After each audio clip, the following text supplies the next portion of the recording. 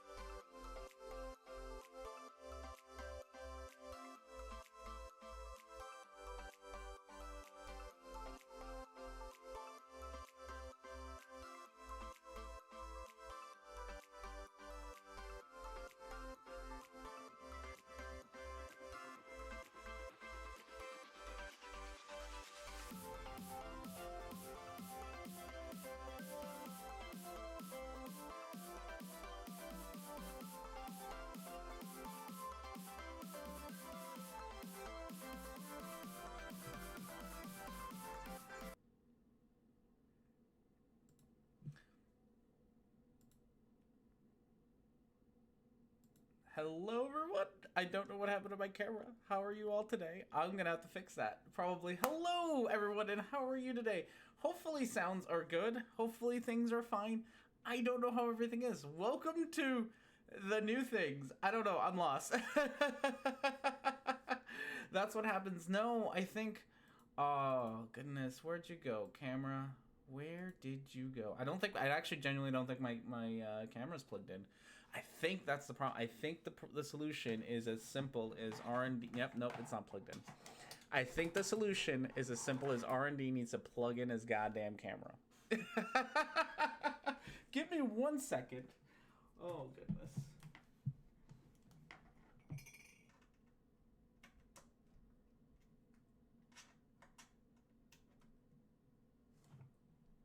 All right. I don't know what that's going to do, how long it's going to take. There we go. Okay. Bam. Is it going to work? Is it going to work? I don't know. I don't know if it's going to work. But it's plugged in now. So let's go here. No. No. I don't know. We'll get camera working eventually. Let's see if we can do that one. No, that one doesn't work either. Oh, goodness gracious. Well, we'll get there. Probably. Eventually. It's not the camera's perspective, probably. Well, welcome everyone to Longer and Harder, the show on the internet where we take a subject and we go deeper. How are you all doing today? Hello, Sly. Hello, Jelly. Hello, Micro. Hello. I did see Evan Williams, Dora, Gio. Oh my goodness, other cool peeps. Hello, Christy. Christy, I hope you got yourselves. I hope you got your mug. So no Hobbs today. Hopefully, maybe Hobbs. I hope you got your mug, Christy. I hope everyone's having themselves a great day. I would show you the new studio / R&D's office, but apparently I can't. Also, my arm for my microphone broke, so I have to have it on the floor. So if I get like super excited and you hear some hand fapping, I'm sorry. I do. So with that said, I'm gonna try to figure out. I don't know why the camera is not showing up today. It just is not. I don't know. I don't know what to tell you all. Maybe it will. Maybe it won't. Who knows? And now OBS. There it is. Check it out. Hi. So the camera's in a weird spot. I'm trying to. There we go. Look at that. So yeah. Welcome to the new studio. We do have auxiliary cat Emma kind of hanging out in the back. But this. And I did kind of ask people to give me their opinions or their name suggestions, and honestly, the one that went out, and I love this one, and then we had a lot of great names: the Cat Cave, the Debunking Center, the Cosmological Studio, because Cosmological decided that he needed to go in. The what was the other one that was really good? Godless Craniumville was really good too. I thought that was. That could be suitable, right? But out of all the ones, the one that I really, really liked was Blue Ouija suggested the Echo Chamber. So I think this is gonna be called the Echo Chamber now, because why not? Also, there's like nothing on the wall, so it does echo quite a bit in here. So it's both ironic and not. So yeah, so it's a pretty small room. There's other cat, big chair kind of fit in here, and then the other side is just a door and wall art. So there's still some work that needs to be done. There's a crap ton of crap on the floor, so we won't check that out today. But let's see if we can get this higher. Oh, but things are just nothing's quite in the right spot yet.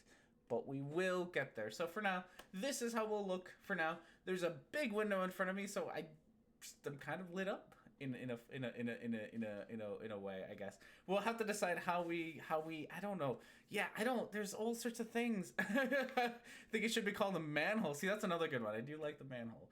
So I don't know how to set up the camera yet. We're just gonna have to go with like different things. God, my face is really bright.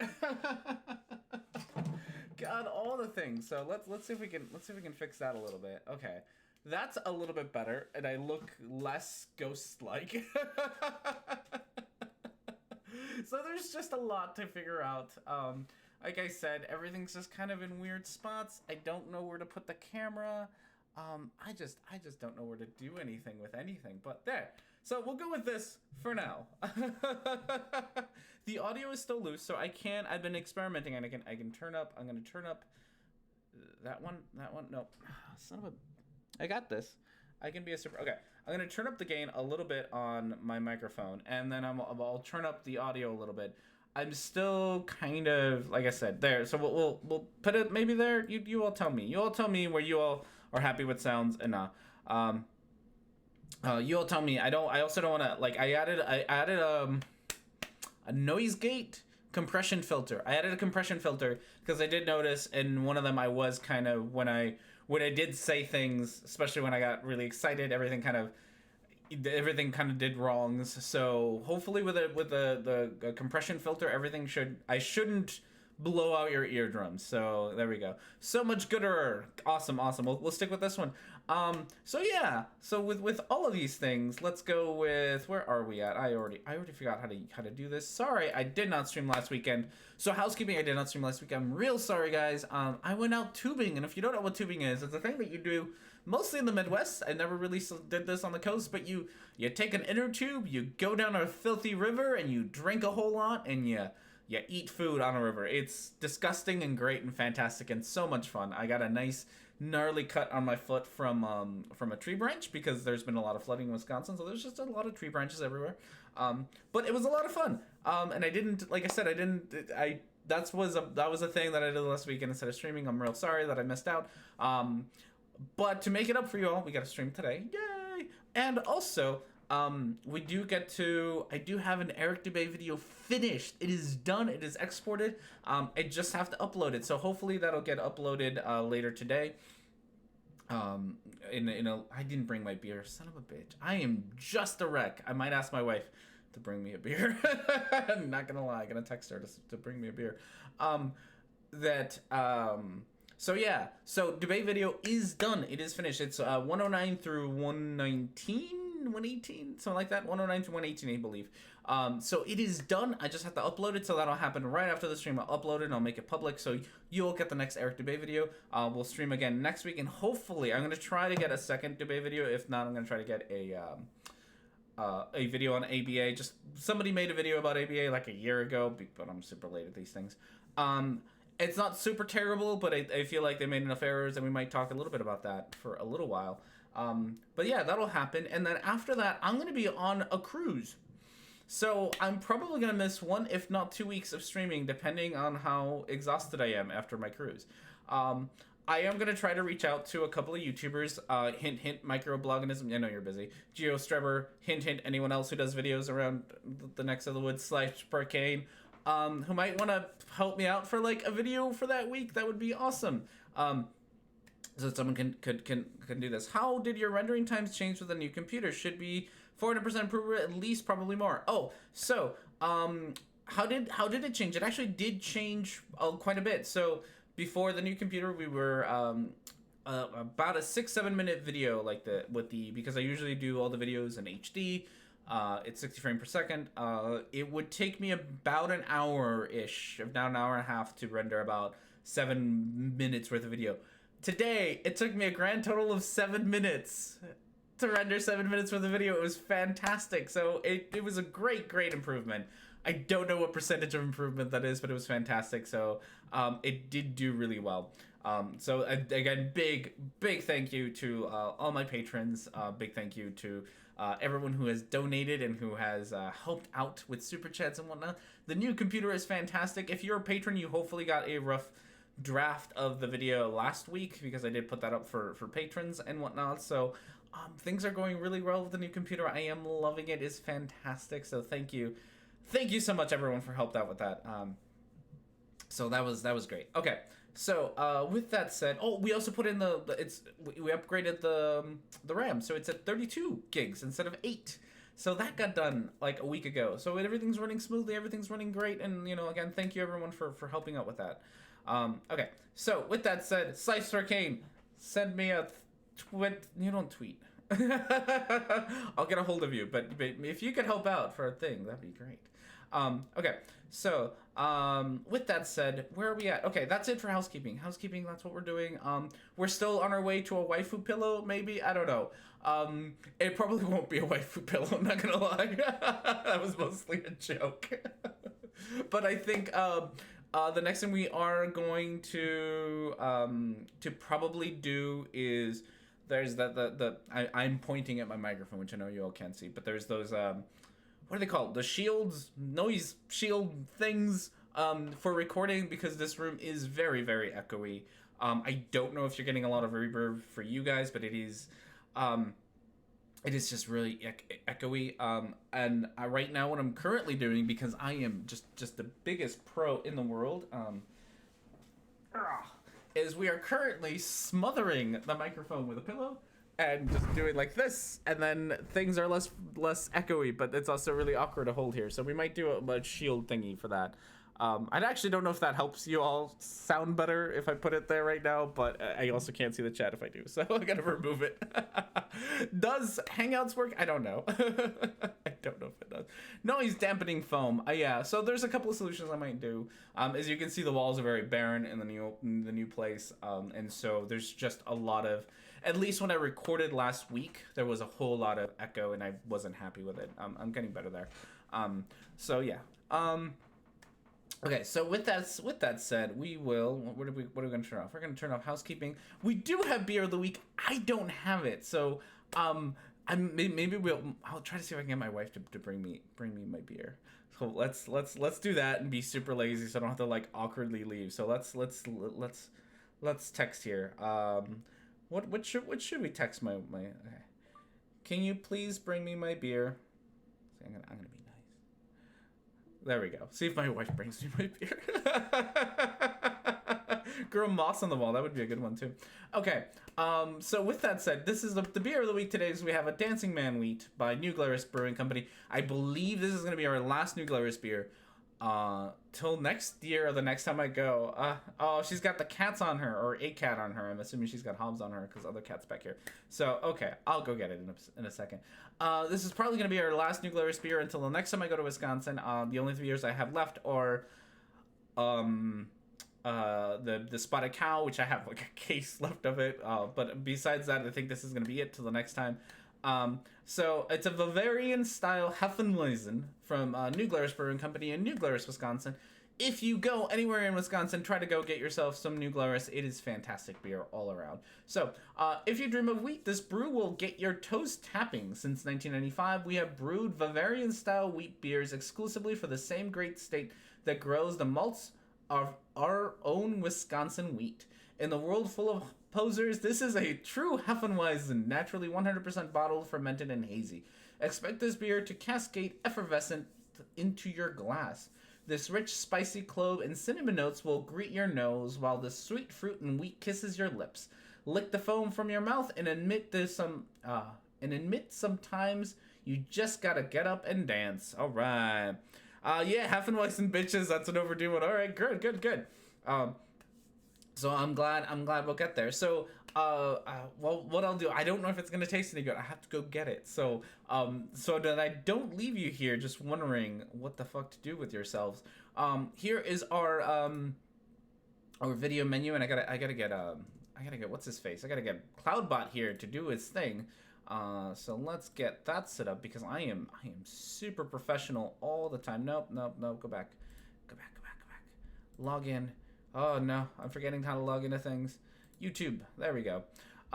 So for today's menu, we have The Truman Show by ODD TV, Alpha Males by Joe Rogan, How to Write a Myth by Owen Benjamin, The Problem with the Globe by That Guy, Liars on Wires by John Thor, which is about spaces, fake stuff, like the ISS fakes everything with wires kind of thing. Transgender Athletes by Serious Skeptic. I kept that on there. I know that you all don't necessarily want to talk about it, but I kept that on there because I couldn't find a second video to replace that one with. And then Free Speech by Survival Life, which I'm sure isn't going to be political at all. So we have a lot of political things and the things. If you don't like to talk about politics, this might be the poll that you don't want to, or you want to vote on for something that isn't about that. So there's the poll. Feel free to start your voting for today. If you are, let's see, we go. So all you gotta do is upside down I and then the number and then, upside down I, vote, then the number, and then enter, and Streamlabs bot will take care of it. So vote away. So far, number 4 is winning. That's not how that works, Harry, but it's still winning. So while you all vote, Oh, goodness gracious. Well, you vote. I am going to go get myself the beer so we can actually see if it's any good. You got yourselves a couple minutes. I'm going to put on some music so you don't like sitting here in silence or anything, but you won't get you just get to watch other cat for a second.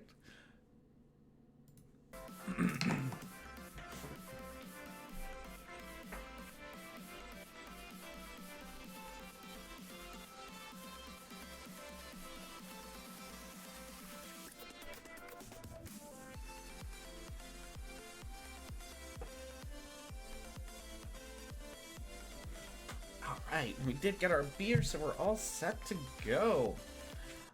So looks like voting so far, number 4 and 5 seem to be winning by quite a bit. So 4 and 5, 1 for 6, couple for 3, so we're getting there. Not too bad, not too bad. But let's try out this beer while we vote for things. If you want some more details about these, ODDTB is a flat earther, so I'm sure that's some flat earth nonsense. Joe Rogan is Joe Rogan. Owen Benjamin is just some, like, I think Simon Dan might have done a video, or Professor Stick, one of them did a video on him not too long ago, because I think he's also a flat earther. But this particular video is more of like anti-Semitic bigotry, and he's kind of a racist asshole. So I think it's more about that than it is about flat earth stuff. That guy is a flat earther, and he's one of those people who likes to record shit from his car, so it's super weird. Oh, check out that beer though. That's a weedy color right there. Super cool. Lars and John Thor, I don't know anything about. I found his video on The Bloody Truth, who is a flat earther, but it's mostly just seems to be, again, like the ISS is fake and they do it on wires, and here's my evidence, which is not real evidence. And then Sir Skeptic is Sir Skeptic, and then the free speech guy is just some guy. Okay, so here we go.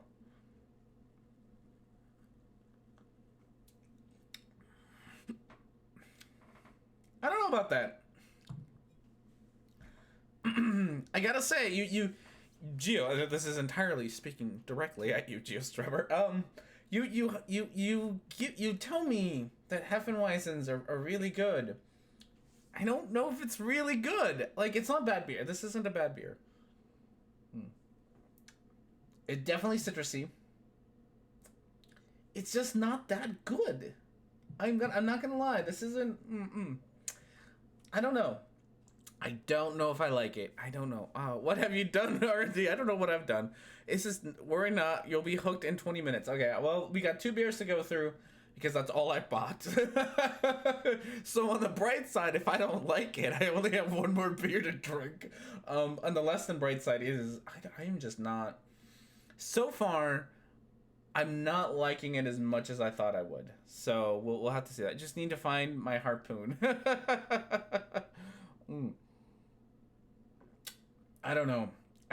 We'll keep working on it. But so far I'm not impressed. I am not impressed by Heffenweisen. Just Taste Plus went through a gas chamber. Has yet to drink some beer. He has said, has yet to have some drink. I say beer he says is good. I agree with him. I have to see. I don't know. Like, there's just. So there's a place in Omaha, if you're in Omaha or you go by Omaha. There's a place pretty much across the street from the clinic I work at called Rathskeller's. And Rathskeller's has a lot of really good German beers. But again, I usually go for like the darker beers. I don't usually go for light stuff like this. And they so far, I think I tweeted out a picture of the menu there once or twice before, and they are excellent. They have excellent beer, but again, I usually like darker beers. For light beers, this one isn't doing it for me. I did last week because we drink we had to bring beer with us and whatnot. I did take with me the ale from Upslope, and Upslope makes a really good light ale, which is fantastic. Upslope does, and then I think I did this like a couple of weeks ago. The rice beer that's really good. I know that's like sacrilege because rice beer. And whatnots. All right, so the poll is over. I'm gonna no longer vote. Let's complete this poll and see who won. And I think it looks like number 4 is going to be the winner. Number 4 is the winner, which means The Problem with the Globe by that guy. And I think the title is much longer and stupider than that. But let's get VLC open here so we can get that one outside. You live outside of Omaha. Do you know Dave? I know a lot of. It's probably a lot of Daves. Actually, I do live right outside of Omaha. I live in one of the suburbs of Omaha. Tube, that guy again.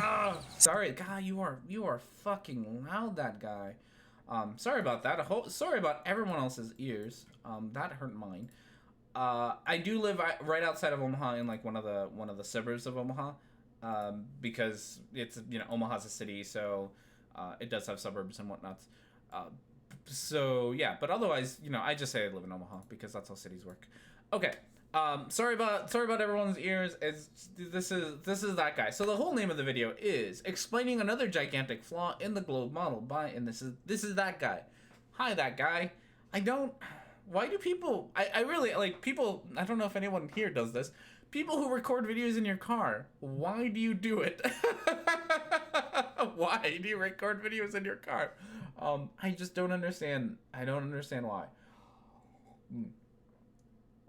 It seems a little bit weird. Okay, on the bright side, so I am gonna give him a hard time for recording in his car. On the bright side, if he did record with his iPhone or whatever, at least he did it portrait and not the other, landscape instead of portrait, like an idiot. So bright side, the Mrs. Abby was from the suburb in Omaha. It was a joke on what he kept being asked during college. Oh,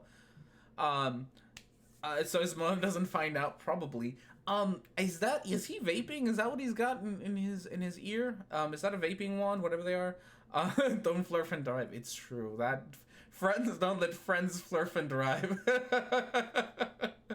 All right. So what do you have to say to us, that guy? What interesting tidbits do you have for us? Probably not much. Staying on this. Oh, that's still really loud. Sorry, I'm gonna just turn him down just a little bit more. There we go. Same subject here of the rotating Earth and centrifugal forces, right? Centrifugal forces. Oh, by the way, is it I always forget the name of them. But they're not real forces.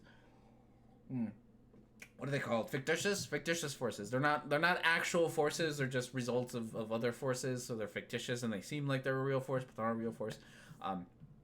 And so he's gonna talk about that, and just to get that on there. That's a Bluetooth headset. Oh, okay. Well, maybe that's how you're recording. Still, didn't hear an answer explaining how the Earth is being shaped by centrifugal forces, but the water on top of the Earth isn't bulging, right? We have a 26-mile bulge of land, but somehow there's no bulge of water.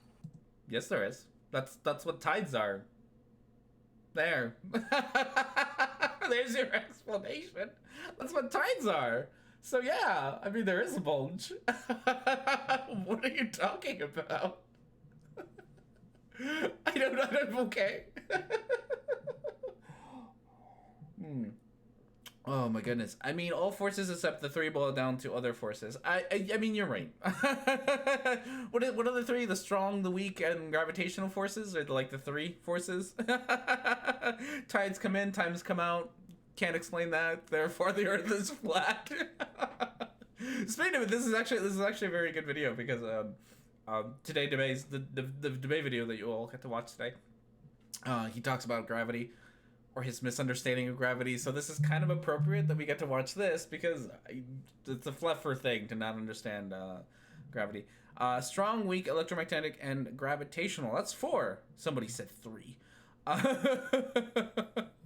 I mean, there are 4 again. Okay, so here we go. I've been asked to explain the math, do the calculations. I don't understand gravitational forces. I need to go back to school. I mean, you said it. Oh, so speaking of which, because, oh God, I don't want to talk about this guy. I never want to talk about these people. I don't know why you picked their videos. Speaking of which, so after this video, sorry, not after this video, but after this debate video, the next debate video is where he starts like going off the rails, and he starts talking about how people just think he's an idiot, and it's fantastic. Like half of the proofs for the next video are just him saying people think I'm stupid and I don't like it, which is great. It's great for proofs. Oh my goodness. That's not explaining anything. If the Earth is bulging 26 miles, Yeah. Because of centrifugal forces, that means it's not gravity, right? Gravity didn't keep the Earth from being formed, did it? So then it's not affecting the water. Okay, that's not an answer. Again, it is affecting. Like, okay, so I'm sure then that when people say you don't understand gravity is the moon, for example, does pull water sort of in this shape, and so you have a lot more forces kind of messing with water. Oh, excuse me. It's just it's a pencil. That's what it is. It's a pencil. It's one of those construction pencils, carpenter's pencils. What are they called? They're oddly shaped, so they're like rectangles rather than cylinders. I think that's what it is. I mean, in theory, people think there's only one force. We just haven't gone to high enough energies to see them at the same time. So centripetal. I always forget which is which. I'm sorry. I've also been sick the last couple of days. I've been trying not to cough, and I have like something stuck in my throat. It's making talking really difficult. Ooh, ooh, ooh. Okay. Look at us, so smart, and we get confused by a pencil. It's true. That pencil did confuse the shit out of us. So yeah. Water is bulging too. It's just that there's other forces that kind of force water to bulge in different ways. Like again, the moon makes it bulge as well, which is why we have tides. And one of the things, so dear that guy, because I wanna talk to you about this. Not that you'll ever watch this video or answer my question anyway. But if water is always flat, right, and water always finds a level, then how do tides work? Like, I'm really curious as to how do tides work, right? Because if water is always flat and always finds its level, then in order for tides to work, you would literally need to add more and less water, add water and remove water, in order for tides to go up and down, right? Like, I don't understand how your model allows for tides. That would be kind of nice if you explained it to me. Okay. Try again. Even his pencil is a square. Yes. His pencil is flat. He's got a... But I'm sure that's because he works in construction. But I also wouldn't put it past him if he decided that, like, pencils were part of the Globe Earth conspiracy and that pencils don't need to be round, but the government makes them round just to convince whatever elementary school kids that the Earth is round. So he's just gonna deny all roundness and have flat pencils. Oh, I wouldn't put it past him at all. Hey, Factard, how are you? Oh. So staying in the same vein, right? You guys say the magnetic field, this bar magnetic field with a north pole at the top, south pole at the bottom. Okay. That's just an analogy. I want you to understand this, Mr. the Guy. That the bar magnet thing is an analogy, right? There isn't actually a magnet in the center of the Earth. Like that's not. It's not at all what that is. It's. I know we show like pictures of the Earth with like a bar magnet in the middle. That's an analogy so that people to help you understand how the magnetic field works. Not that there's actually a magnet or even that the center of the Earth is magnetic. That's not true. There's a magnetic field, but it's caused by iron moving inside the Earth, not by an actual magnet. There's no actual magnet. The round pencils are propaganda. They most certainly are. Is caused by a molten iron core. Churning, spinning, sloshing around, causing a bar magnet, which right off the bat is absolute nonsense. You are right. It is absolute nonsense. You are right, sir. It is absolute nonsense, which is why no one says that. It causes a magnetic field, right? So similar to how you can cause a magnetic... Well, I guess it's not similar, but it's the same kind of idea. How you can cause a magnetic field by running electricity through metals, which is why you get, like, those nifty, electromagnets. But my favorite are, like, the ones that are... I'm not sure if any of you ever had one of these, but I did.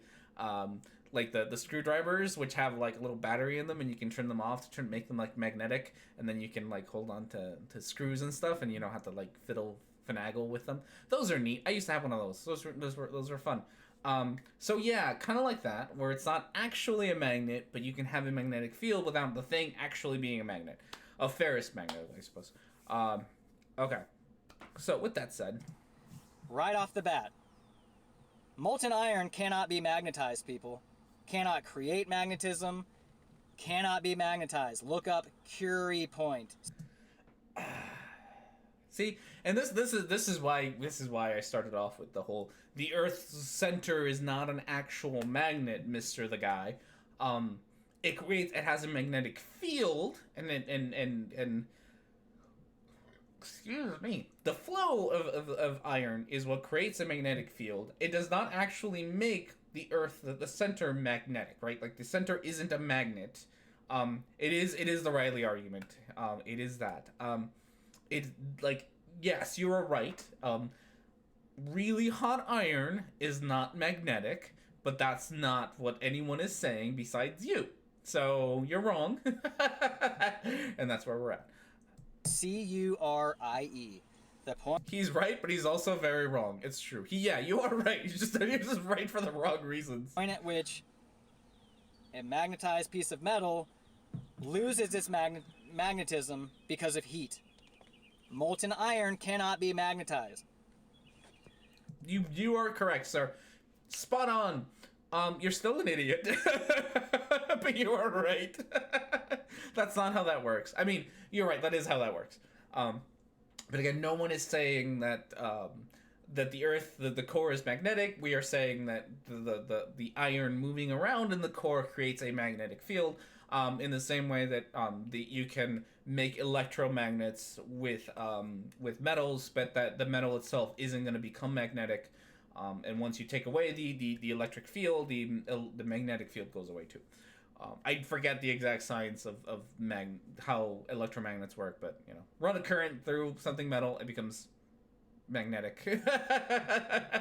More or less. We're gonna go with more or less. R&D doesn't know the specifics. We're gonna go with a very much a more or less. That's how that works. Even if I grant you this nonsense, pseudoscience. Copper wire can't become magnetized yet pretty easy to make a copper electromagnet. Exactly. We're more or less exactly how that works. Science?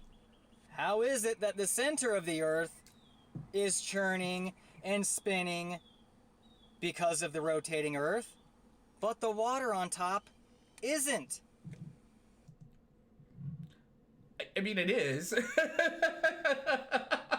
I don't know what you mean by. Do you think that water is perfectly still? Like, I'm really curious, because I feel like you've never been to an ocean. Like, I don't know what you think. Like, have you ever been to the ocean? Is pretty much all I gotta say. Like, water moves. Water moves a lot. There's very, very few places where water is perfectly still. Probably usually like a very small lake or pond. But besides that, yeah. Goodness gracious. Isn't there a universe using a molten salt and rotating it to simulate Earth's own magnetic field generation method? I have heard of that. If the center of the ball has churning and spinning molten iron, then the water on the surface of the ball should be churning and spinning constantly. I mean, I don't think that, like, I don't think that tides, I know they're not, right? The tides and ocean movement are caused by the exact same thing that causes the center of the Earth to be rotating. But again, oceans do move. I've never been to an ocean where it's perfectly still, so I don't know where you get this idea that the surface water doesn't move. It's weird. It's weird, my friend. Another very elementary concept. Mm-hmm. You can't have a churning ball of iron in the middle of a spinning ball and not have it on the outside, the surface of the ball. We see lakes dead still. Looks like glass. We know. We see this. This is a fact. An indisputable fact. Water can lay as smooth as glass on the surface of the ball. Yeah. I know you're gonna get to a point that's really stupid, but what is your point? So if the middle of the ball is constantly churning due to this rotating Earth, then the water on the surface should also be always churning and sloshing, just like the middle is. Wait, is glass known to be for being smooth?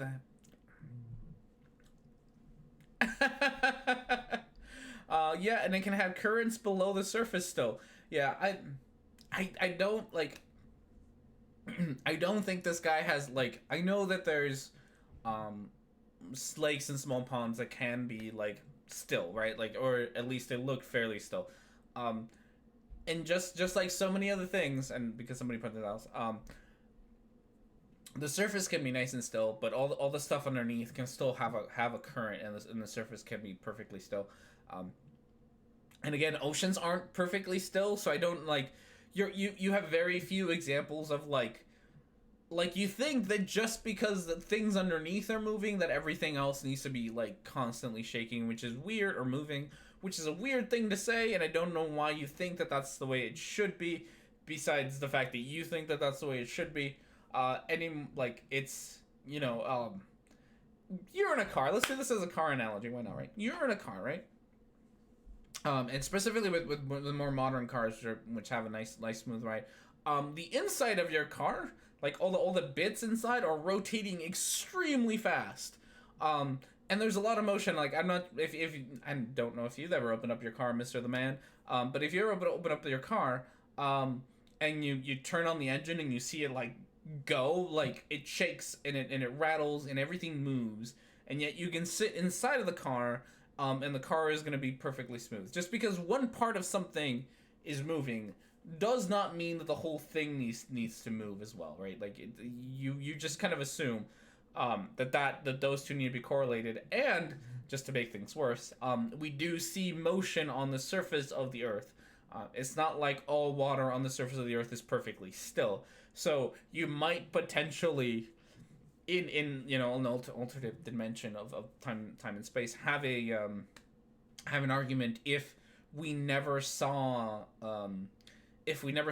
like oceans and rivers and lakes have tides and move and stuff. If we never saw that, I can imagine that being an argument that you can make, right? Like if the oceans were perfectly still all the time, potentially you could say it, but they aren't. So like your argument stops working once we look at examples of water that actually moves. But even more, because it's on the outside of the ball, where it would be affected more. This is common sense, people. We do not use common sense in science. I got a hand fap to that one. Common sense is dumb. I feel like this is something I've had to say a little bit too much lately. Common sense is dumb. Common sense is useless. We do not use common sense for a reason.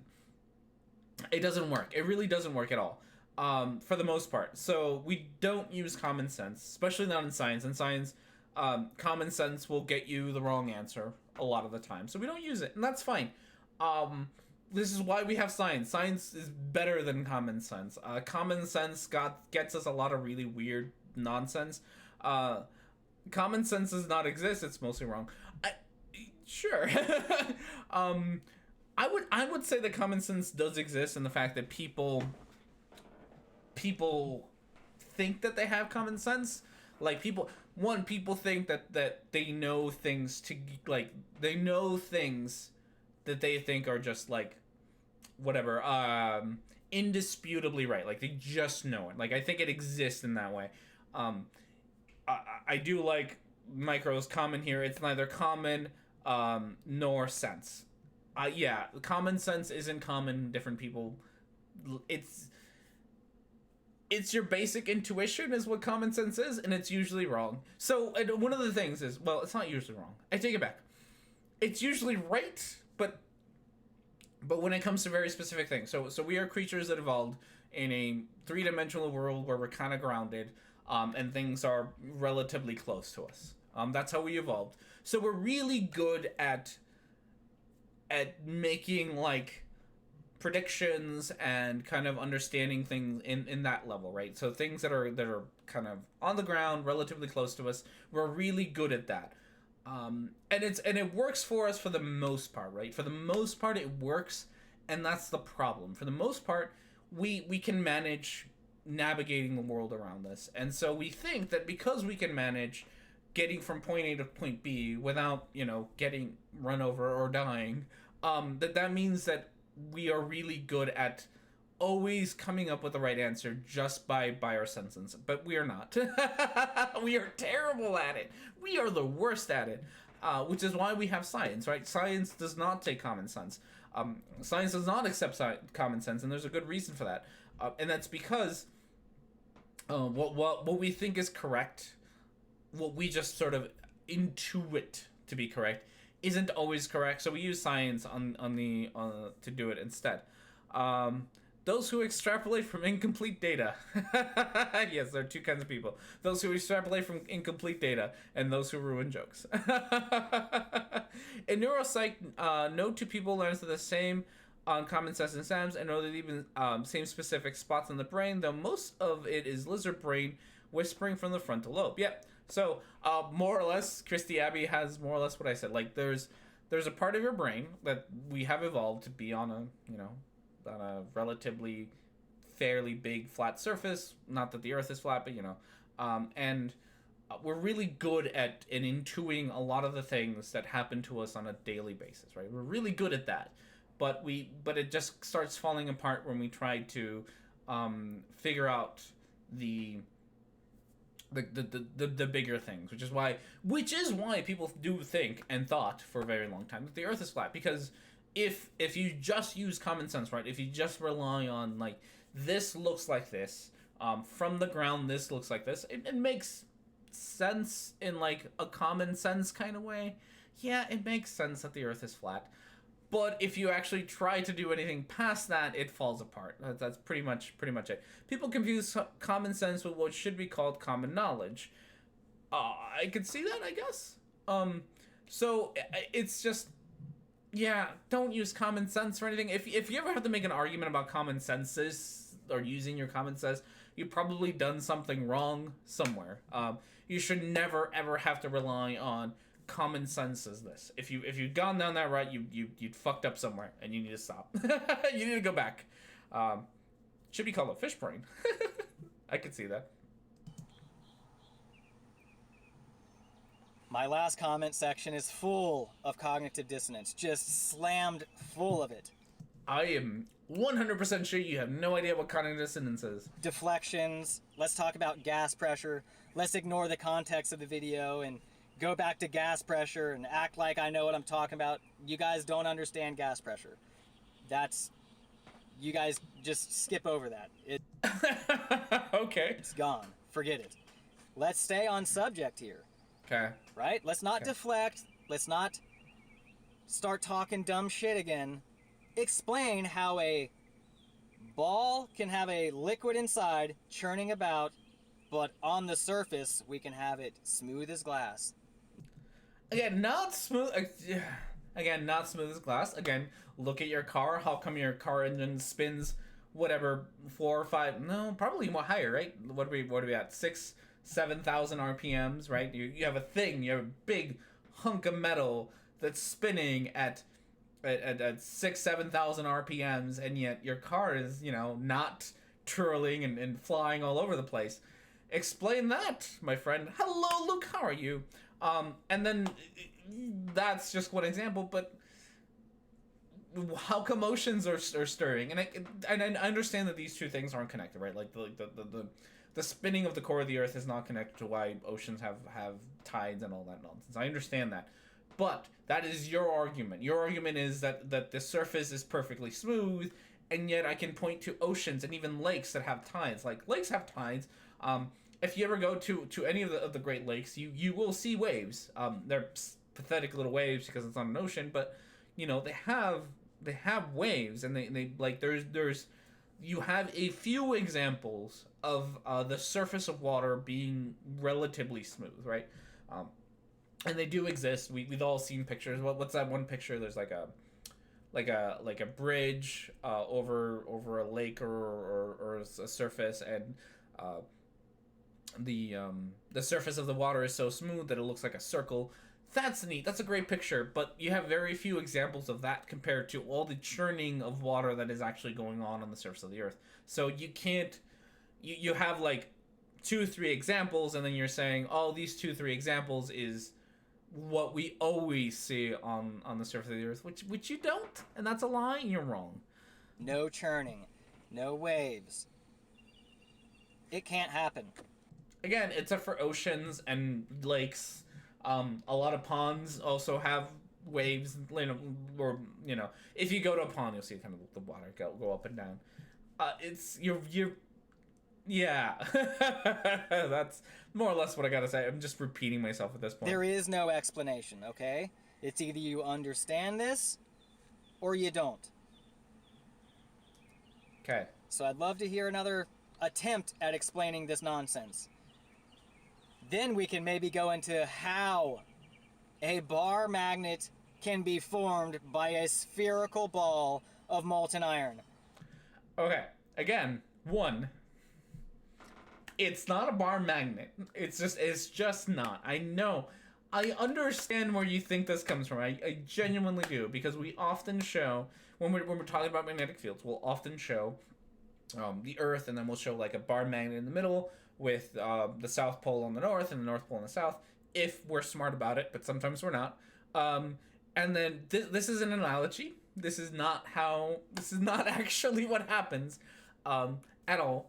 And I don't know if you're going to say this or not, but I'm going to predict that you are, about how spheres can't have like the bipoles of magnets, right? Have you what are those little toy magnet sphere things called? Like we have spherical magnets. It's not like they don't exist. We have them. They're kids' toys. We have them as kid toys, which are little spheres with magnets on them. Like, this isn't anything new, and it shouldn't be that confusing to you that these things exist. Where's the electricity coming from?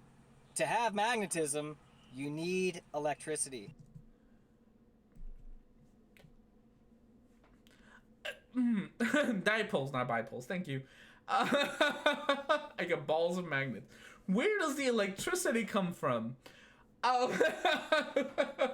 My friend, not all magnets are electromagnets. Electromagnets are electromagnets. Not all. Oh. The guy was front and center in Conspiracy Cats News. It was Conspiracy Cats who made the video about this. I knew it was one of the peeps. No. Not all magnets are electromagnets. Just they're not, right? So there you were already on the wrong, my friend. We have just ferrous magnets. There's no electricity in ferrous magnets. So yeah, way to not even know magnets. Neodymium. Neodymium is pretty cool. You cannot have one without the other.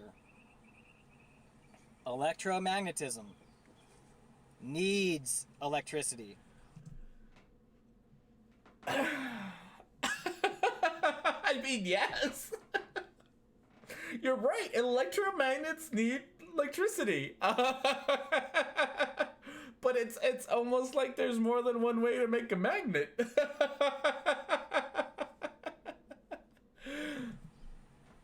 You can't just spin a ball of molten iron and cause magnetism. You guys strongly believe you can. You need to prove it. Okay, should we try to... Okay, are there experiments on this? I'm trying to think if there's experiments on this that I could look up. There might be. I'm gonna let the chat... Do you know if there's experiments on this? But, I don't forget. If there's neodymium, it's just plain old dinium. Don't just say it's happening. Prove it. With... Oh, there's spinning sodium thing. Okay. Can we go to the spinning sodium thing? Okay. What would be a good way to look this up? Spinning... I get the feeling the spinning sodium thing is probably not the way to look this up, but you know, maybe we will. Maybe we will do spinning sodium thing. A spinning sphere of molten sodium. Oh, look at this. This is cool. Okay.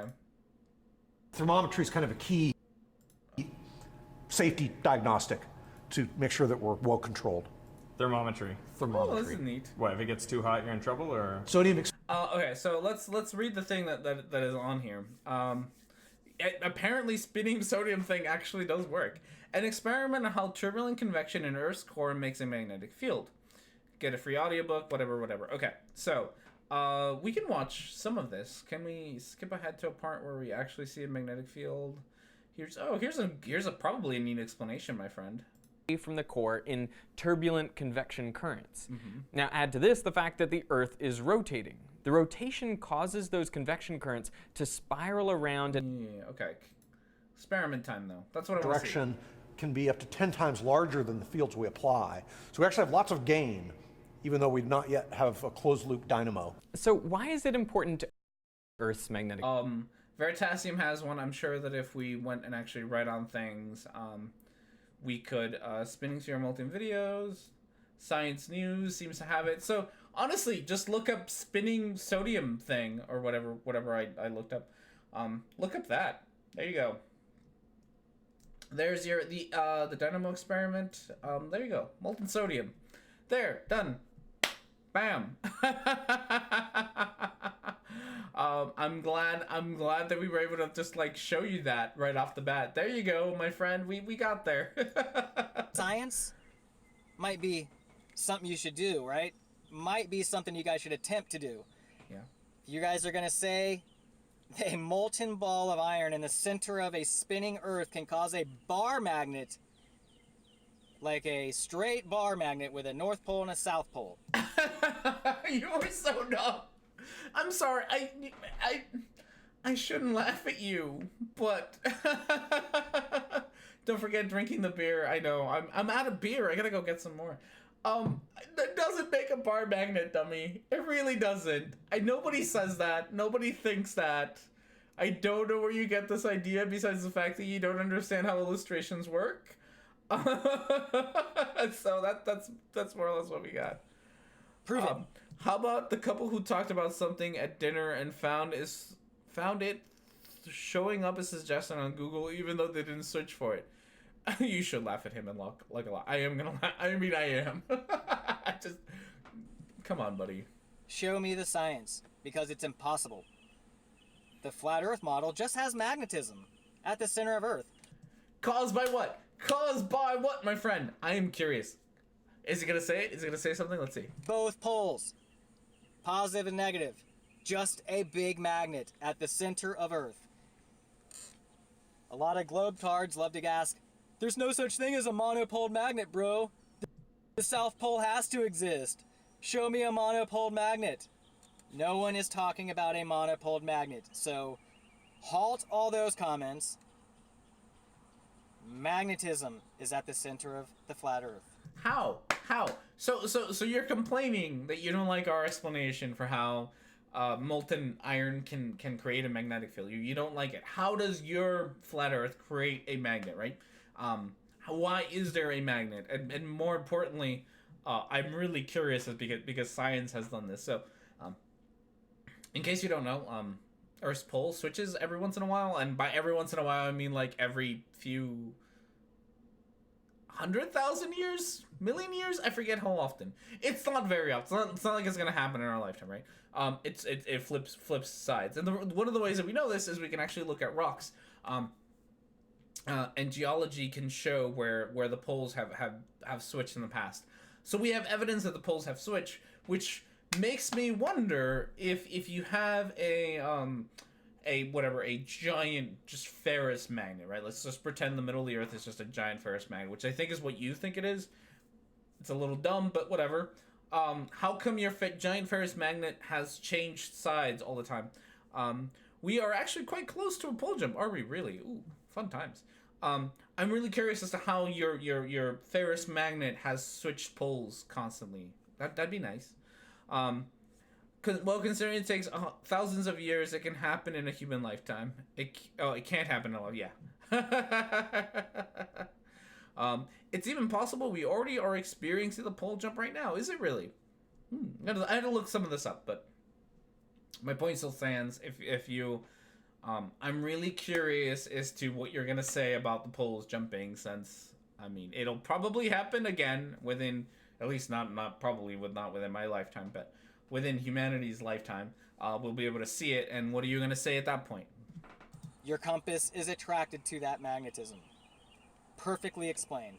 Always points north, no matter where you are on Earth, which is impossible on a sphere. Go back to my other videos on the compass. I explain it in like 7 videos. Your compass points to the north, magnetic north. Okay. Geographic Actually, well, oh yeah, does it? north has nothing to do with this conversation. Geographic north is associated with a ball. Okay, magnet. So, okay, slight confusion time thing.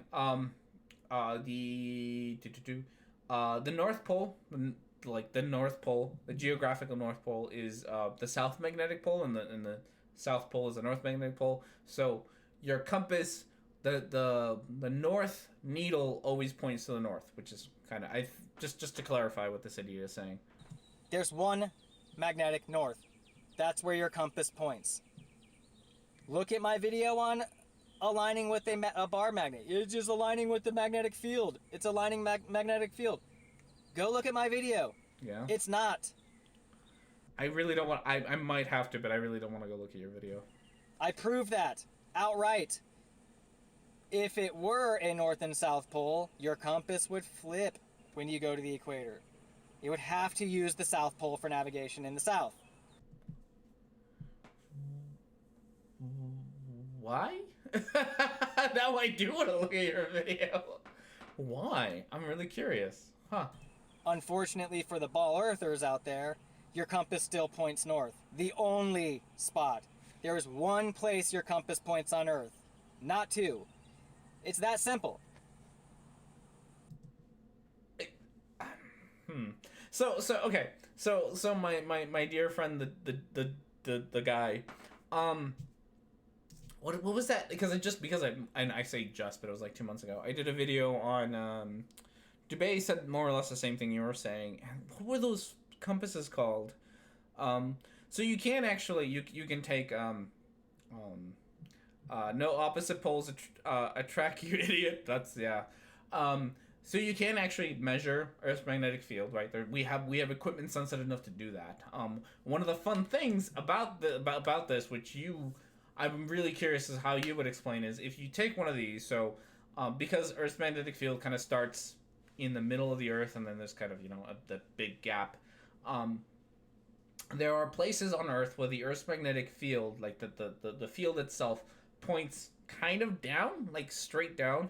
And you can actually measure this using some very precise instruments. You can actually take it and measure that spot where it starts, like where the magnetic field is pointing straight down. And I'm really curious as to how you would explain that, my friend. I'm pretty sure you've never heard of these machines, but go look up one of my Dubay videos. I think it was the last one that I talked about this.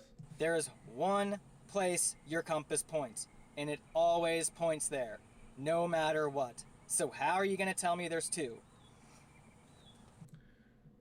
How are you going to tell me there's 2 poles? I thought you said there were 2 poles. What? You okay. Prove it then. If you guys think there's a south pole, prove it. Show me a compass that can rotate around the south pole like we do the north pole. You can circle the... Sure. I think such a thing exists. Let's see if we can find such a thing. Compass South Pole. Compass South Pole. That's the North Pole. That's the North Pole. Compass of the Geographical South Pole. Oh, I think this lady uses Hi guys, Miss Miller here. I'm at the Geographic South Pole, as you can see in the background. I've gotten a lot of questions about what a compass would do at the South Pole. And the answer is not much. Let me prove it to you. So here's my compass on my phone. It is pointing out north is towards McMurdo. which is out towards the coast, that's pointing towards the magnetic South Pole, which is different than the geographic South Pole, which is where I am at right now.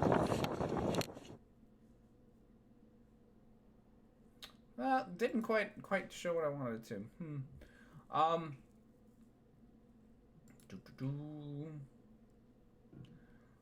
I might have to look up a better video than that one, but you know, she's at the geographic, not magnetic, which I think is what he was talking about, right? Was he talking about the poles? God, maybe I don't even know what you're talking about, my friend. I could just be confused by you. North Pole and watch your compass stay fixed on magnetic north, can't you? Yeah. Oh, magnetic north. Yes. You can go around it. Okay, I'm gonna what? Go back. How are you gonna tell me there's two? Prove it then. If you guys think there's a South Pole, prove it. Show me a compass that can rotate around the South Pole like we do the North Pole. You can circle the North Pole and watch your compass stay fixed on magnetic north, can't you? Yeah, no, that's that. There it is. I was wondering if it was at the magnetic South Pole too.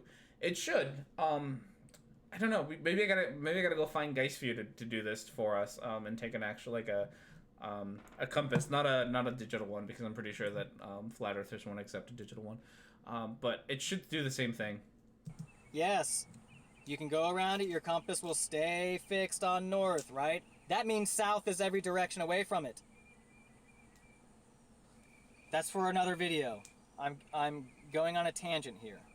This video is all about the churning, swirling ball of molten iron in the center of the earth that you guys have never seen, or never even measured. You're just assuming what's in the center of Earth because it actually is measurable. Again, God, it actually is measurable in a really neat way. And I found this out during the last debate video. It's a very neat way to measure it. So, when you have a ball and you have an earthquake, say over here, waves, you know, the seismic waves, travel through liquids differently than travel through solids. And so if you have an earthquake over here, you can actually measure it, you know, in another part of the world. You can measure those waves. More importantly, you can, like, there are certain spots here where you can't measure waves because there's a solid in the middle. Like, there's a lot of math involved and all that, but there are ways to use, primary and secondary seismic waves to measure exactly what the core is made out of. Because if it were not made out of liquid, it would have very different properties than what it does. So we have measured it. It's just in ways that are probably too complicated for you to understand, the guy. But we have actually measured what the inside would kind of look like just by the way that seismic waves travel through the Earth's core. Because of volcanoes? Cool. Lava comes out of the ground. So does oil. So does water. My God. That doesn't mean lava's at the center of the Earth. Yeah. So, if I could get a good explanation on how a churning ball in the center of Earth is always churning due to the rotation of the Earth, but the water on the surface, which would be much more affected on the surface of a ball than being in the center of a ball. But yet we have lakes, smooth as glass, all the time. I mean, except for the times that they're not. Again, same thing. There is no answer.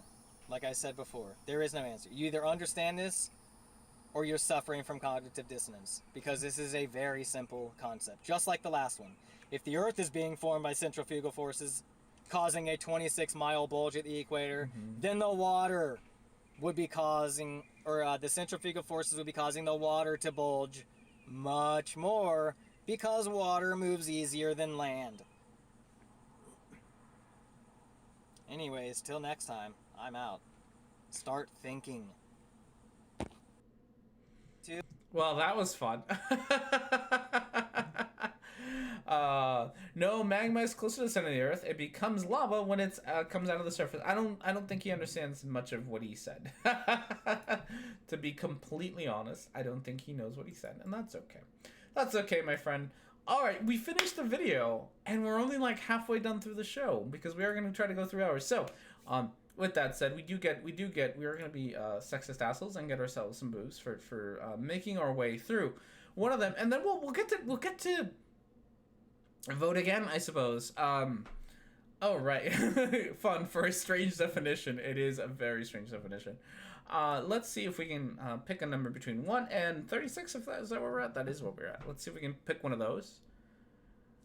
Pick a number between 1 and 36.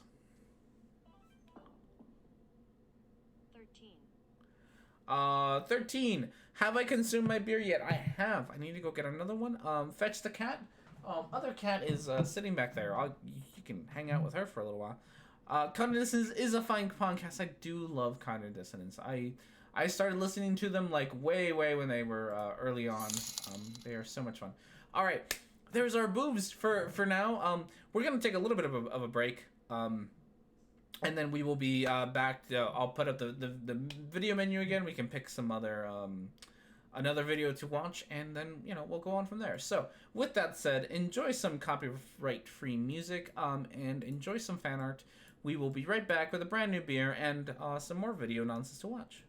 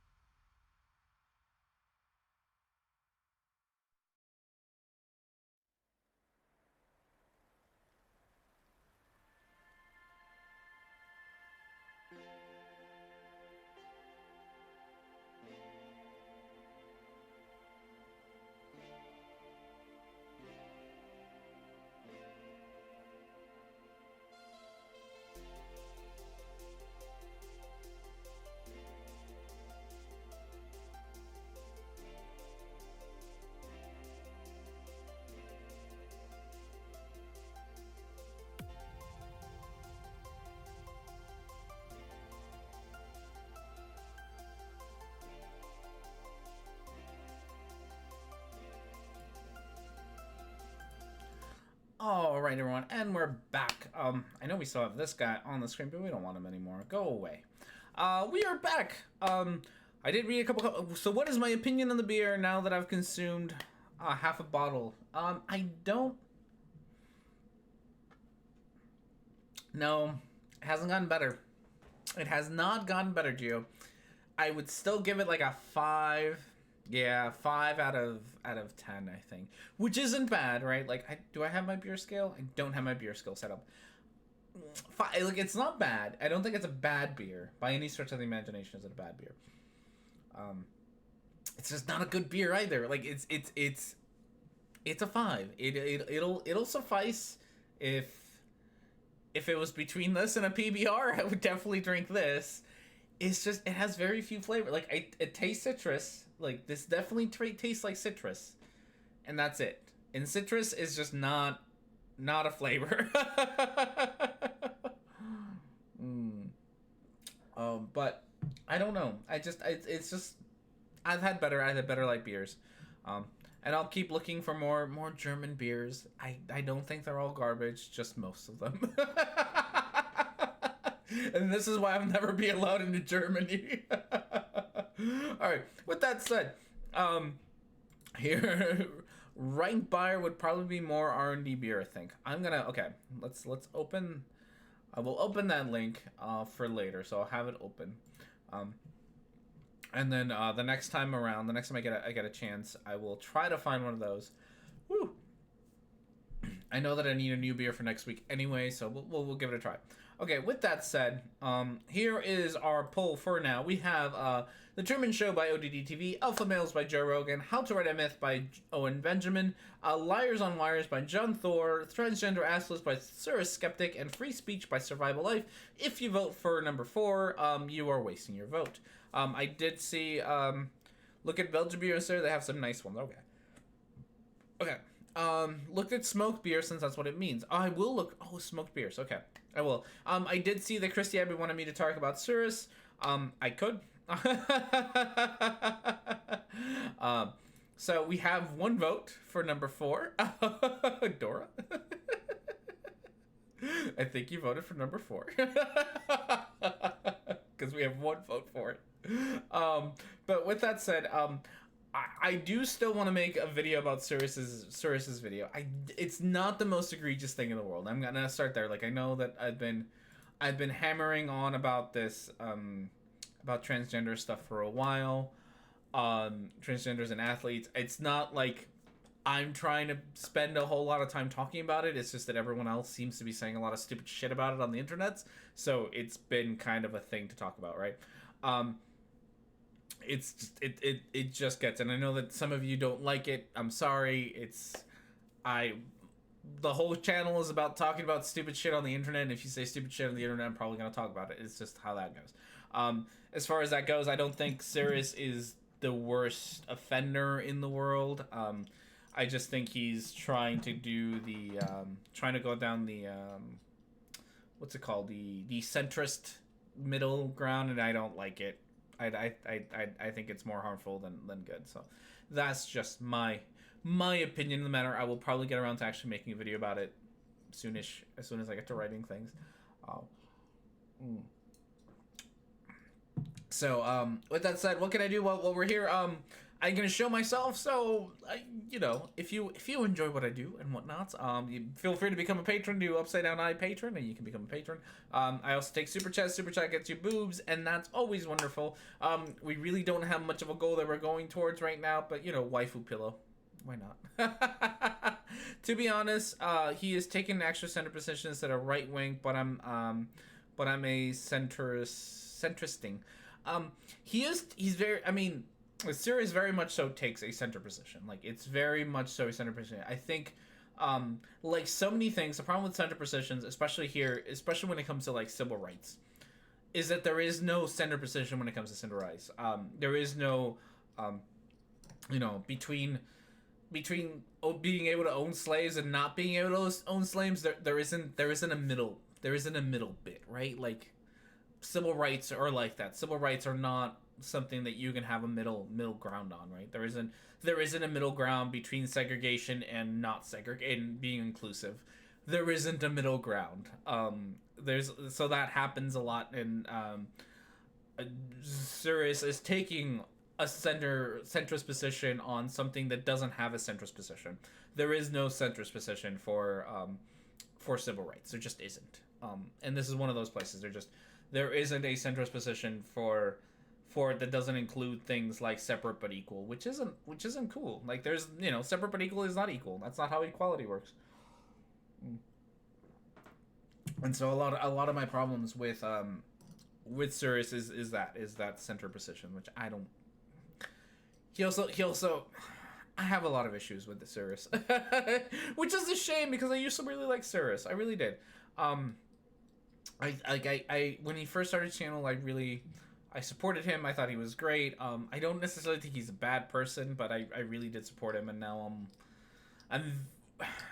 the more I interact with him, the more annoyed I am by him, and it's a shame. I really wish I weren't annoyed by him all the time, because I think some of the things that he does say are very they are very good, and I think like a lot of his videos on like atheism and creationism are they're good, and then he has good videos. It's just like so many other people who make great content on the internet, when it comes to their friends being assholes, they chose to side with their friends rather than side with an extremely marginalized group of people. They decided that their friends were more important. That's their decision, but that's how that went. So, all right, with all of that bitching done, the poll is about to close, and it looks like number 5 is going to be our winner today. So with that said, let's see if we can complete this, and number 5 should be the winner if I am able to read things. You can no longer vote, and did we close that poll? Number 5 is a winner, which means we're going to talk about liars on wires, which is going to be fantastic. So let's get that open. Let's get this open. See if we can get liars on wires put on here. Here we go. Bam. There we go. So the whole name of the video is just liars on wires, so nothing new there. This is done by John Thor. I found this particular video on The Bloody Truth's channel. The Bloody Truth, if you don't know, is a flat earther kind of dummy on the internet. He's one of the few people who's actually done a response video for me. So those videos exist somewhere because he doesn't understand how transitions work, and it's fantastic. Actually, he does, which is kind of the weird part. But all I've seen him do lately is just kind of mirror other people's videos. So this is just a mirror of just John guy's video. So that's what we're gonna talk about. This world is not what you think it is. This world is not what you think it is. That's a neat intro. The other main way they simulate the zero gravity is with suspension in front of a blue screen. And they use that trick for extended periods of time, for longer than 45-second segments. But they can't move around as much. They can't do the acrobatic flips and rolls in the extended mode. So okay, this will be interesting. The best response video you got is still the lady who was like, he has a picture of a cat, he's Satan. That was a good one. I do miss her. I don't think she's done a video in a while.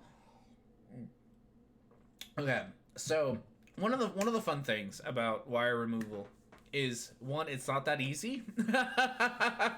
Like it's relatively easy for us to do now, right? Like, we have computers that are powerful enough to do it, but it's still very time consuming and very difficult to do. One of the things that NASA does a lot of, though, is a lot of live streams of their national on TV and on the website and whatnot. I don't know enough about VFX to say this with 100% confidence, but I don't think that we are at the point technologically and processing speed wise to be able to digitally remove wires on a live broadcast. I don't think we were at that, because it's not just is in front of his shirt, which means that in order to remove it, right, in order to remove that wire from his shirt, you would also need to pretty much copy his shirt and put it in front of that wire, like delete that wire and then copy his shirt so it doesn't look like there's just a gap there. And that you'd have to do manually. I don't like you would need so much processing power to be able to do that on the fly. So a lot of what NASA does is live, so you really can't do that. There's also the problem that a lot of the scenes, not a lot of the scenes, a lot of the shots that they do are like really extended cuts of them like going from one pod to another in the ISS. You can't, wires don't work like that. Like, you can't just be wired up and be able to move around in space like that without it being able to do anything. Watch Gilligan's Island, wire and ropes all over the place. Are they really? I haven't watched Gilligan's Island in a very long time. Okay. Oh no. VLC, come back. There's full motion mode where they can fully move around, and that's faked in a plane. And then there's suspended or extended mode where they're suspended by wires in front of a blue screen. They don't move around as much, but they can make the scene last for a longer period of time.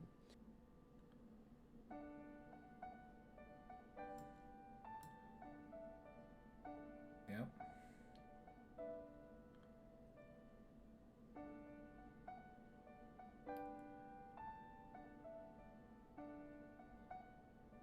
Why is this guy wired up? I don't know why this guy's wired up.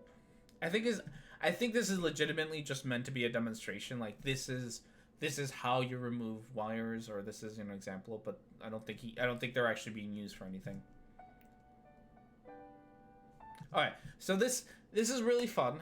So this is from the movie Gravity. You'll notice, first off, because this will come up later, because I've watched part of this already. You'll notice that she has, in order to be able to do a lot of these maneuvers, she has a crap ton of wires, right? Like I can't even count how many she's got on there. She's got a whole lot. And that's important. You can't, like, 2 wires at your hip will only do so much, right? Like, gravity was still going to affect you. And so in order to be able to simulate free or 0G, she has to have multiple points where the wires are connected, and there's a crap ton of wires for that. So why is she wearing yoga pants in space? Because yoga pants are sexy. So same thing here. You can see that she's got multiple wires, including some on her ankles, some on her hips, some up closer to under her shoulders.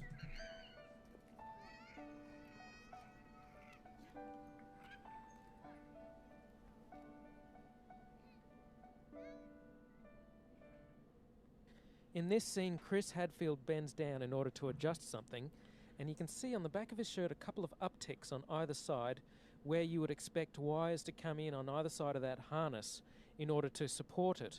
Of course, they've computer graphicked out the supporting wires. You can't actually see them, but what you can see is a very slight discoloration. So we'll talk again. In order to be able to do this, you would need a whole lot more wires. So, the guy on the left here, he's kind of, like he's not going to be able to be supported by just 2 wires and be able to sit there with his knees tucked in without putting a whole lot of effort. Like, God, he's got to have some, like, strong core to be able to do that, which is why it's probably not done that way. Oh no, he moved too fast and his shirt didn't come with him. That's true. No, that's his back of his shirt's floating because it's weightless.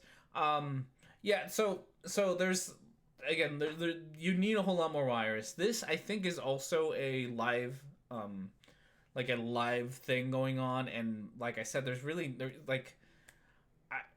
I don't think we have the processing power to be able to remove wires live on TV without some fuck-ups. The only wires astronauts use is the one they use to hang themselves after finding out their fluffers are still a thing. I mean, if you're in space, you can't hang yourself? Oh, no. Okay, so this doesn't really show what you think it shows, my friend. And again, like, God, I'm trying to imagine where all of their wires would be to be able to perform this, right? Like, for 3 people, you'd have wires pretty much, like, tangled up with each other. And I bet if one, we'd have to find this scene. But if these people ever switch spots or ever interacted with each other, you'd see, like, they wouldn't be able to do that.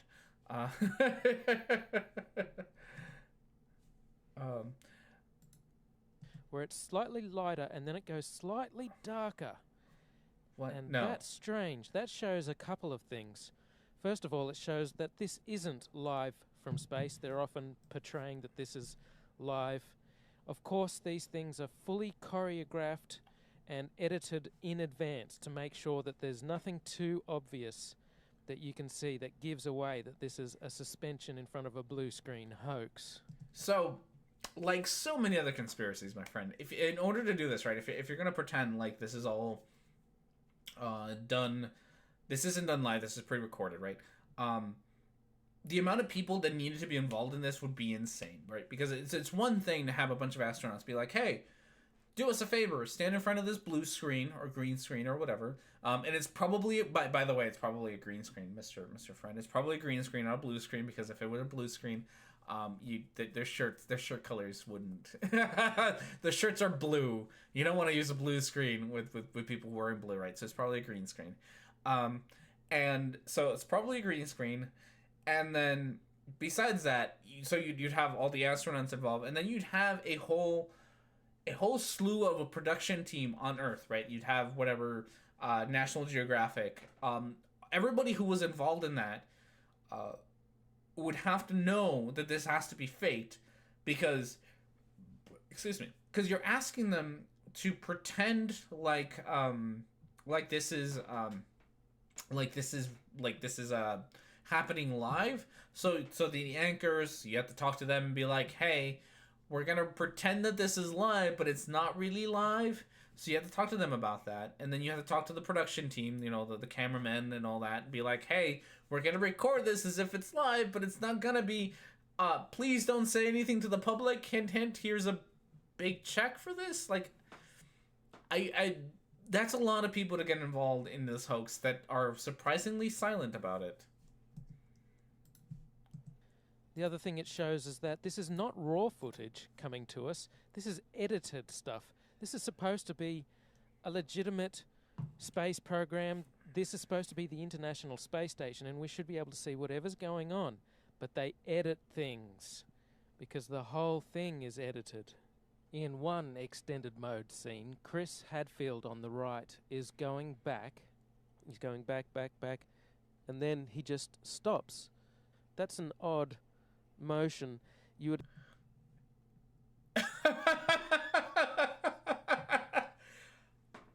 I wanna understand this Mr. John, the man, the person. People going backwards and stopping is weird. Is that, am I understanding you correct there? That if people are going backwards and they stop, it's a little weird. Okay. expect if this was Couldn't even prevent spoilers for Endgame, and this is less important. It's true. It's true. It's true. Like, God, have you seen? I think what's his face? The Spider-Man, the guy who plays Spider-Man, is like the worst at fucking spoiling his movies. Like constantly in interviews, he's just the worst. And he's like contractually obligated, and you expect like all these people to not say a goddamn thing. It's hilarious. Someone backed up and stopped. Yes. Evidence that it's fake. Someone stopped moving. Isn't that just mind-blowing? true zero gravity, that you have to support yourself, you have to stop yourself on both the top and the bottom of your body as you're drifting back. If you just stop yourself with your feet, then your head will rotate backwards. Okay, so I understand what you're trying to say, but you see the human body has these things called muscles. So here's a person. Here's a person, right? So what he's trying to say is if you're floating backward in 0G and you hit or stop yourself with your feet, right? You just go woo, right? That's what he's saying. And that makes sense if you are a thing, if you're just a solid object and don't have like any way of supporting yourself, right? So if you do this, then you'd go like this. The thing is that the human body has again these things called muscles. So if you're going backwards and you stop yourself with your feet, you can use all the muscles and contract them and, like, you know, stop the rest of you from going backwards. It's he needs to stop insulting Chris Hadfield. Hadfield is a super nice guy. Is he really? He is a he is a really nice guy.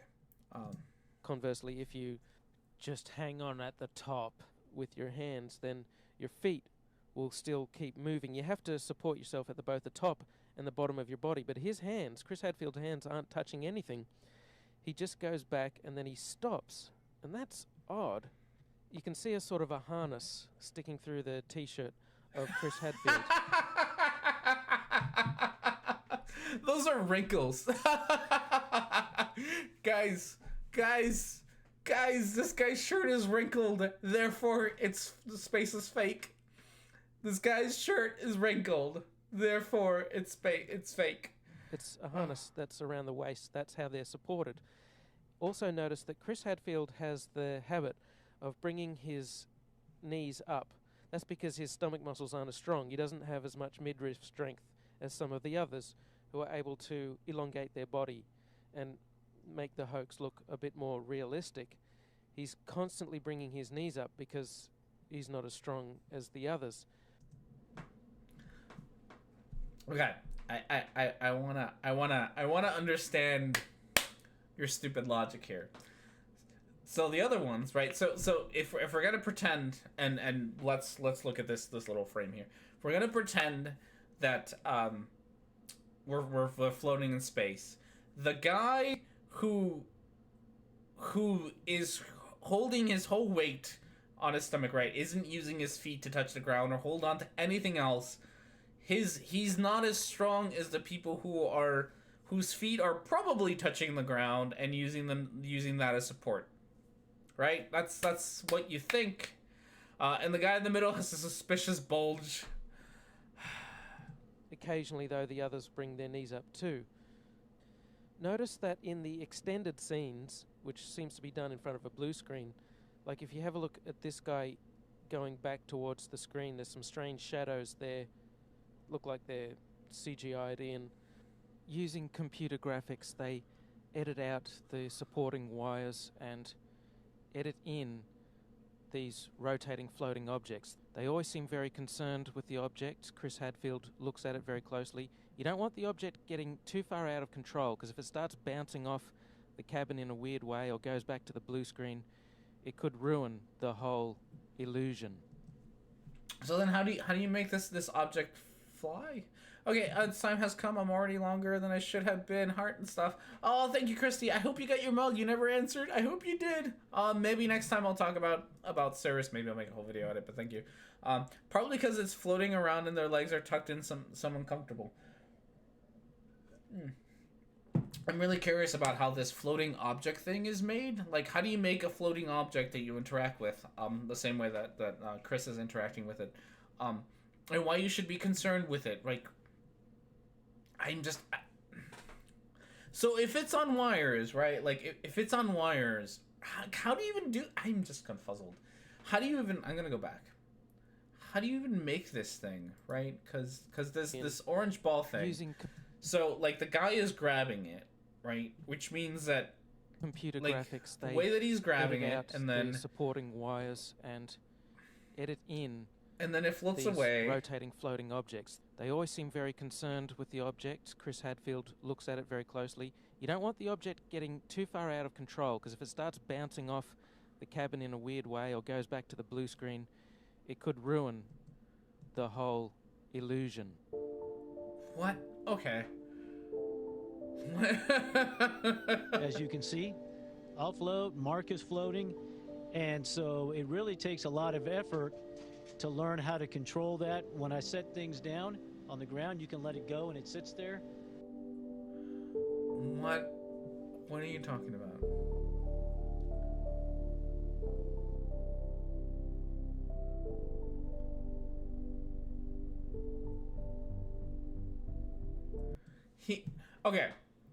Okay. So here's the thing, right? If you're spinning, here, let's get our person back, right? If you're spinning and you think he got hung up, then you would expect the wires to react in such a way. Okay, there's so much wrong with this. Like, one, if he got stuck in the wires, right? Like, let's say this was a take and he got stuck in the wires doing this. One, first of all, why wouldn't you reshoot this, right? Like, if you're trying to be legit and you're like, oh, fuck you, dude with glasses, I can't believe you ruined our take. Now we have to redo it. Wouldn't that make more sense? Just redo the take? It's not like they don't have the resources for it, right? Just redo it. Why would you keep a crappy take like this if it's potentially gonna ruin things, right? Why would you? Why would you keep it? It's really weird. And then you also have this, like, if he were to get caught on the wires and stuff, you would expect the rest of his body to react in the same way, right? You would expect his body to stop turning and whatnot, but it doesn't do that.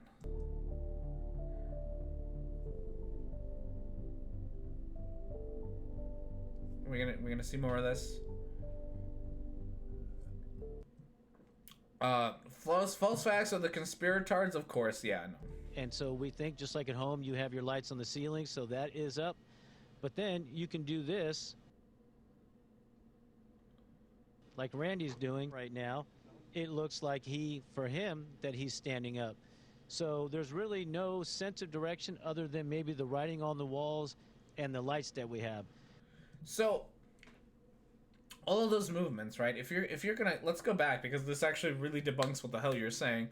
All of the movements that the guy in the middle just did are gonna be impossible with the kind of wiring that you think they're using, right? Because if you have person and then two wires on the hips or whatever, because that's all you think you need are two wires off the person, and they start twisting, the wires at the top are gonna start twisting as well. So I'm really curious as how you think that's going to work, how that's going to be a thing, along with all the turning sideways and whatnot. So this is all kind of, this clip kind of shows you that you're wrong. Like Randy's doing right now, it looks like for him, that he's standing up. So there's really no sense of direction other than maybe the writing on the walls and the lights that we have. Really neat when you're working, you can get in all different kinds of spots and it all seems to work fine. So it's a great place to live and work. When you're working, you can get in all different kinds of spots and it all seems to work fine. Okay. Is this a hoax? Are you really in space still? See the hair? I don't know. We're going to have to do something for you. I want to do it. I know. Oh, yeah, I can do that. Watch this. I want to do it. I know. Oh, yeah, I can do that. Watch this. So he grabbed this. Oh, God. So the guy grabbed his pocket. It's actually, you can actually see him, like, grab his pocket. Like, he's not grabbing a wire. He's grabbing his pocket to, like, help him stabilize. Yeah, I can do that. Watch this. Oh.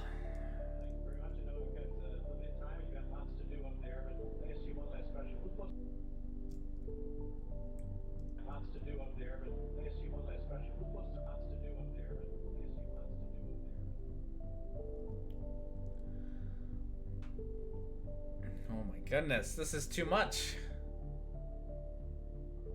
He performs a black flip without kicking off the floor. What's the most fun for you? I mean, is that it? Is weightlessness it? If somebody asks you what's the most fun? You know, I think the most fun thing for me, aside from being able just to do something like that whenever you feel like it, is being able to share this experience. And so I try and keep in touch with friends and family through email and using the phone. So what exactly do you think you're missing most there? Fun thing for me, you know, I think Okay, so fun thing, right? Especially if you're weightless, right? The guy thinks that the only way for him to turn is if he kicks off of something. So that's not how Newton's laws works. So for every action, there's an equal opposite reaction. So all the guy needs to do, I forget this guy's name, is really just hit his head backwards, right? So hitting his head backwards is going to cause an equal and opposite reaction, which is going to be that his legs are going to go this way. So all you got to do is go whoop. It's the same, like it's the same thing here. Like you can do this on regular gravity, which is that, you know, I can go like this and the rest of my body moves forward, right? I don't have to kick off with my legs to do it. It's all he did is swing his head backwards, and that creates. How does he think swing works? Actually, that's a really good question. Have you ever been on a swing, John Thor?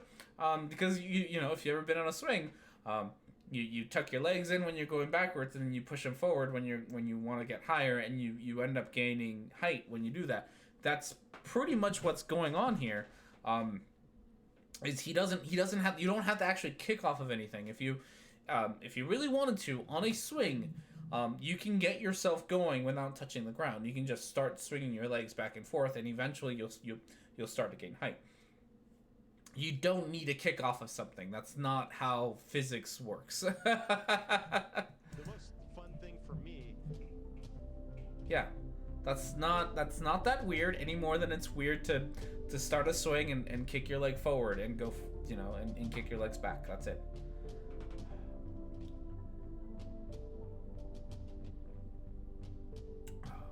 I would be expecting world fair. Yeah, he doesn't have to. Again, anymore. Like, this is just like swinging. Like, the laws of physics don't change. I mean, they're a little different, right? But no, they're not different. The laws of physics don't change, just that you have less forces acting on you.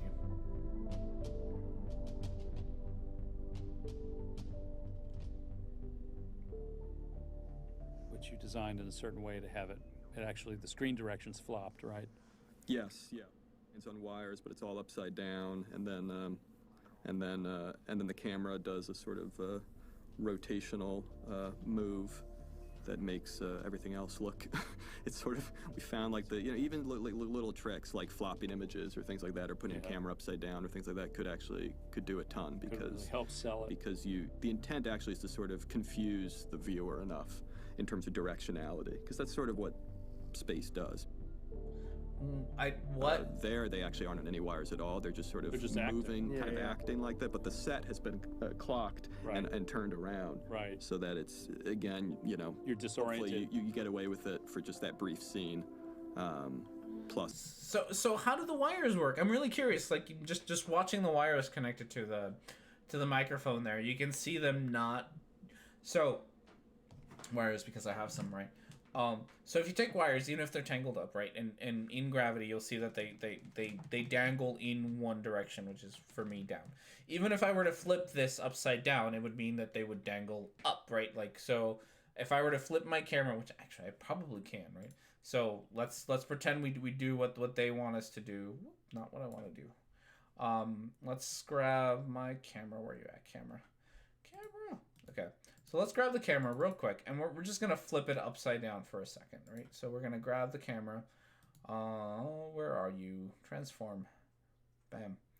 Rotate. Bam. So it's upside down, right? So now it looks like it's floating up, but it's always going to be floating up, right? Like, even if I put it back up here, it's always going to go back to floating up. It's never going to look like it's floating down. It's always gonna look the same way. And so we have the same problem here.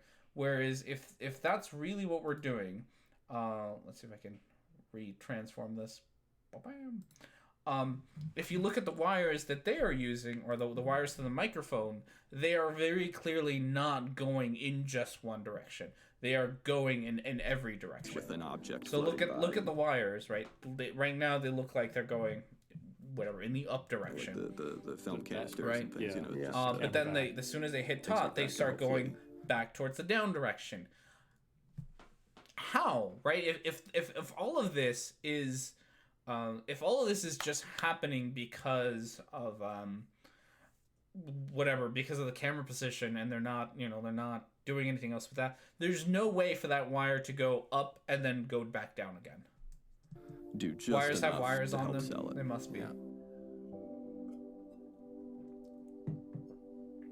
So, yeah. History is written by those who dare to dream big. Dream big, dream big, and do the impossible. Do the impossible. We got anything else from you? Finland, safe before sundown. I don't know. Zero G, like the fearless crew of a forgotten Apollo mission. Okay, so the rest of this just seems to be like a silly music video. So we'll stop there because I don't want to listen to a silly music video and get a copyright claim. I will say that we got through a second video, so we will still get ourselves some boobs for our great, wonderful effort that we put into this show every week. We'll pick a number, and then that'll be it for the show this week. But don't worry, it doesn't end there. Pick a number between 1 and 36. Here's a random number, 18. 18. So, with that said, we made it through 3 videos today, which is wonderful. Just the funnest thing in the world. Thank you, everyone, for being here. I greatly appreciate all of you coming. Welcome to the new studio, which I think is going to be called the Echo Chamber because I love it. It's all echoey. Hopefully, things sounded better. Hopefully, I don't know, camera position is fine. I don't know what to do with half of this stuff. But thank you, everyone, for being here today. I greatly appreciate it. We will have an Eric Debate video coming very, very soon. All I gotta do is upload it, and then it'll be live for everyone to watch. We will have proofs 109 through 118 today, so enjoy those, and maybe we will get through the next 10 proofs next week, and then I'm really hopeful we'll be able to get to a microbloganism video because it has been a long time coming that Micro made a video for the 100 proofs or the 200 proofs. The like 130 and something, I forget. So we're getting very, very close. We're like almost on the way to the end. It's just if we've been lazy. But thank you everyone for being here. I greatly appreciate all of your support and all the things that you all do. Have yourselves a great rest of your day, and I will see you all next time.